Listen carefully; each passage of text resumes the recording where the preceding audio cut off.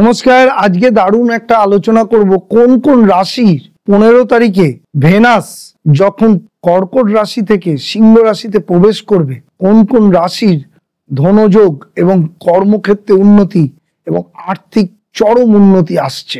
সেই রাশির মধ্যে সবচেয়ে আগে হয়ে গেল বৃষ রাশি। বৃষ রাশির 4র্থ স্থানে শুক্রের প্রবেশ সাংসারিক জীবনে অনেক উন্নতি দেবে। এই যে 15ই সেপ্টেম্বর একটা ভাইটাল দিন।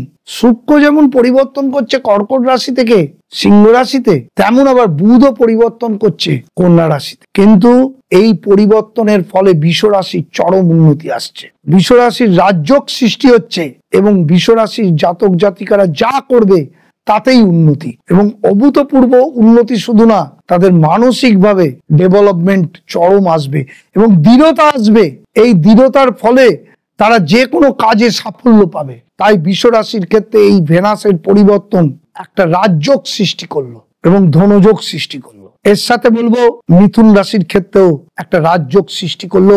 এই রাজযোগের ফলে মিথুন রাশিরা চরম উন্নতির ডেভেলপমেন্টে চলে যাবে।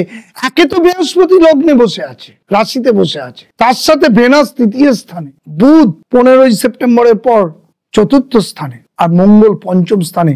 এই রাজযোগের ফলে মিথুন রাশির চরম উন্নতি আসছে এবং অর্থনৈতিক উন্নতি এবং ধনপতি হওয়ার যোগ সৃষ্টি হলো। তার সাথে বলবো চরম উন্নতি আসছে তুলা রাশির ক্ষেত্রে। তুলা রাশির একাদশে শুক্রের প্রবেশ, এটা চরম সাফল্য। তুলা রাশির রাজযোগ কারক গ্রহ শুক্র, সে একাদশে চলে গেল। যাদের ভেনাস খুব বলবান আছে তাদের অভূতপূর্ব অর্থনৈতিক উন্নতি। ধনপতি যদি তাদের বলবান থাকে শনি এবং শুক্র, তাহলে তার টাকা রাখতে পারবে না, এত উন্নতি হবে। তার সাথে বলবো মকর রাশির ক্ষেত্রে চরম উন্নতি। মকর রাশির অর্থনৈতিক উন্নতি এতটাই হয়ে যাবে যে টাকা ধরে রাখতে পারবে না।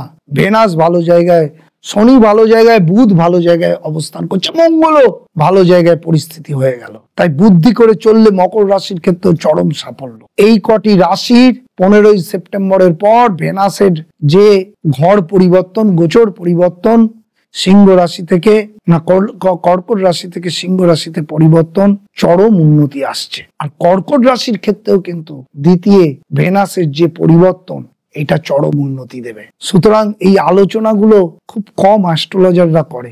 এই গোচর পরিবর্তনটা জেনে নেওয়া মানুষের পক্ষে খুব দরকার। সেই অনুযায়ী তারা কাজের ক্ষেত্রে ডেভেলপমেন্ট আনতে পারে। আপনারা তো আমার টিভি অনুষ্ঠান দেখছেই, তার সাথে যাদের খুব দরকার তারা আমার সাথে যোগাযোগ করুন আর ইউটিউব চ্যানেলটা সাবস্ক্রাইব করে নিন। ভালো ভালো অ্যাস্ট্রোলজিক্যাল আলোচনাগুলো জানতে পারবেন। নমস্কার, ভালো থাকবেন।